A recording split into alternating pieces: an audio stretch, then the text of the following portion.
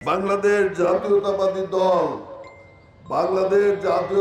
দল যদি 12 তারিখে নির্বাচনে ক্ষমতায় যায়, ইনশাল্লাহ বাংলাদেশের কি হবে জানি না, ভুয়াপুরের শ্রমিকদের অবস্থার কিছু পরিবর্তন আমরা করার চেষ্টা করব ইনশাল্লাহ।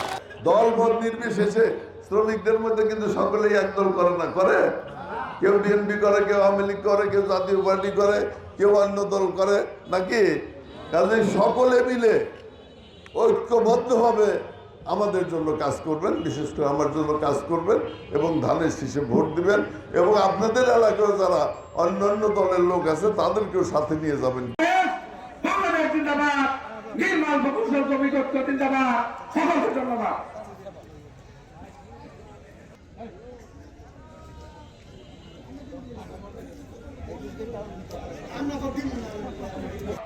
পৌরসভা বিএনপি নেতৃবৃন্দ এবং বিভিন্ন সংগঠনের সভাপতি সম্পাদক সহ সবাইকে আমার সামনে বলতে চাই, রব্বুল আলামিন আমাদের মাঝে আমাদের যে আল্লাহ, যে আল্লাহ আমাদের এই প্রিয়তাকে আমি একদিন কাসেমপুর কারাগারে দেখতে গিয়েছিলাম, সে বলেছিল হয়তো সামনে আমার ফাঁসি হবে।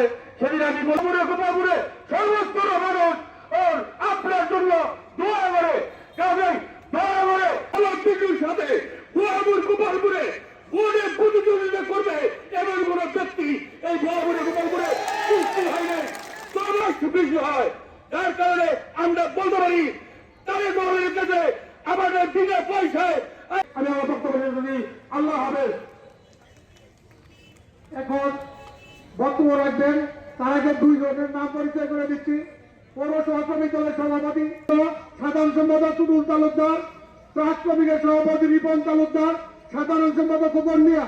এখন বক্তব্য রাখার জন্য পৌরসভা শ্রমিক দলের পক্ষে আয়োজিত অ্যাডভোকেট আব্দুল সালাম পিন্টু সাহেবের ধানের শীষের কান্ডারি হিসেবে শ্রমিক দলের পক্ষে শ্রমিক সমাবেশ অনুষ্ঠিত হতে যাচ্ছে। আজকে এই জনসভায় উপস্থিত আছে আমার শ্রদ্ধাভাজন নেতা অ্যাডভোকেট আব্দুল সালাম পিন্টু এবং উপস্থিত আছেন আমাদের মামুনি সালাম দিচ্ছে। আপনারা ভালো আছেন? তারিখের আগে জুলুম সরকার, ধরেন সরকার আমাদের কথা বলতে দেয় নাই।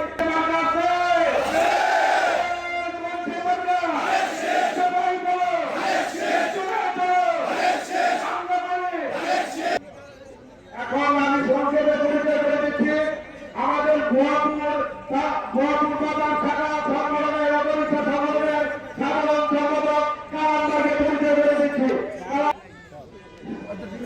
আসসালামু আলাইকুম।